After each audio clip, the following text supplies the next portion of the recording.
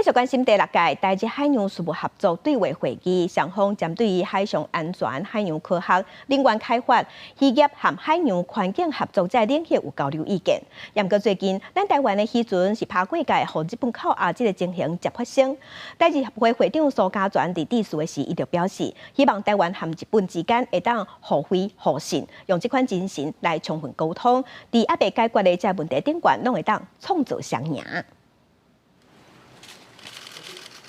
第6届台日海洋事务合作对话会议登场，就海上安全、海洋科学、能源开发、渔业甲海洋环境合作等领域交流意见。不过最近台湾渔船越界，和日本扣押事件定团，相关议题也真受注意。台日协会长苏家全致辞时表示，毋茫互相以互惠互信的精神充分沟通，相信无解决的课题，拢会当赢得双赢。本人深信，只要台日双方秉持真诚互信，以互惠、互利、互助的精神，充分的沟通对话，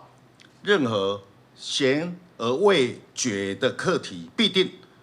都能取得双赢。海洋に関する摩擦や懸念について、共に問題を解決しようという姿勢を示し、冷静に建設的な議論を継続していくことが重要だと呼びかけたことを覚えております。大桥官府指出，这个会议为2016年成立到今，台日之间已经进行几夜摆建设性的讨论，更加将数10项合作备忘录，双方的海洋合作事务建立伫互信加友谊之上，也将做区域和平稳定基础。咱国也阁表达对加入 CPTPP 希望得到日本更加侪支持。台湾希望能够实质的多参与更多的国际事务。尤其是 CPTPP 这个重要的国际组织，如果台日双方能够再